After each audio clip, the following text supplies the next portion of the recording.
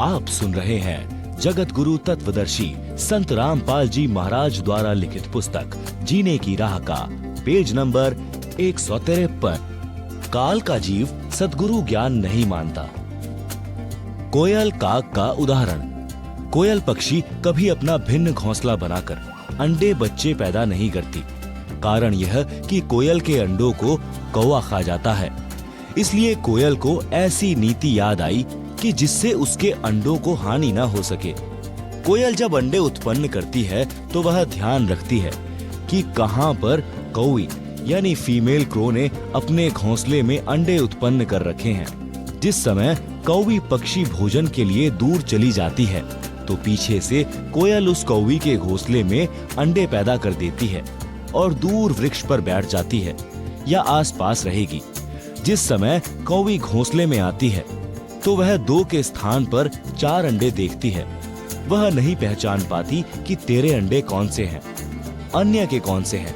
इसलिए वह चारों अंडों को पोषण करके बच्चे निकाल देती है।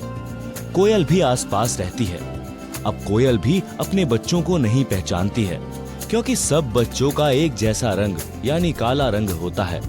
जिस समय बच्चे उड़ने लगते हैं तब कोयल निकट के अन्य वृक्ष पर बैठकर कुहू कुहू की आवाज लगाती है। कोयल की बोली कोयल के बच्चों को प्रभावित करती है। कौवे वाले मस्त रहते हैं। कोयल की आवाज सुनकर कोयल के बच्चे उड़कर कोयल की ओर चल पड़ते हैं। कोयल कुहू कुहू करती हुई दूर निकल जाती है। साथ ही कोयल के बच्चे भी आवाज से प्रभावित हुए कोयल के पीछे पीछे दूर चले जाते हैं। कौवी विचार करती है कि ये तो गए सो गए, जो घोंसले में है उनको संभालती हूँ कि कहीं कोई पक्षी हानि न कर दे। यह विचार करके कौवी लौट आती है। इस प्रकार कोयल के बच्चे अपने कुल परिवार में मिल जाते हैं। आप सुन रहे हैं जगत गुरु तत्वदर्शी संत रामपाल जी महाराज द्वारा लिखित पुस्तक जीने की राह का पेज नंबर 153। परमेश्वर कबीर जी ने धर्मदास को समझाया है कि हे धर्मदास, तेरा पुत्र नारायण दास काग यानी काल का बच्चा है। उसके ऊपर मेरे प्रवचनों का प्रभाव नहीं पड़ा। आप दयाल यानी करुणामय सत्पुरुष के अंश हो।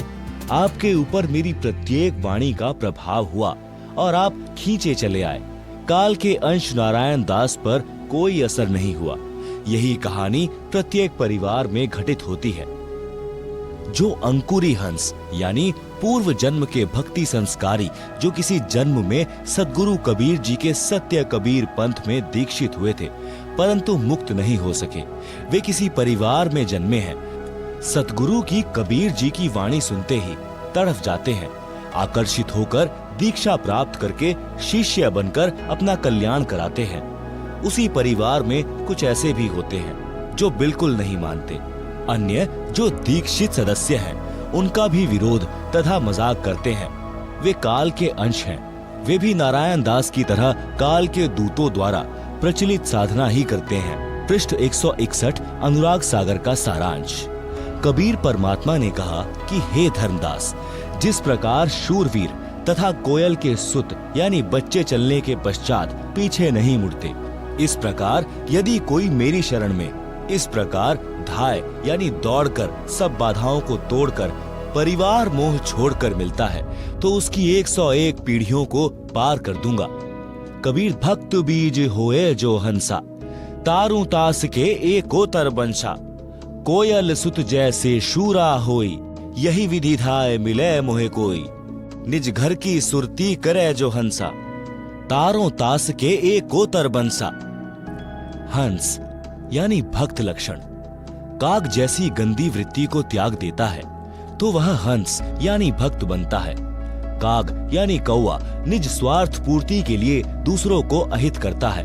किसी पशु के शरीर पर घाव हो जाता है तो कौवा उस घाव से नोच नोच कर मांस खाता है। पशुओं की आंखों से आंसू ढलकते रहते हैं। कौवे की बोली भी अप्रिय होती है।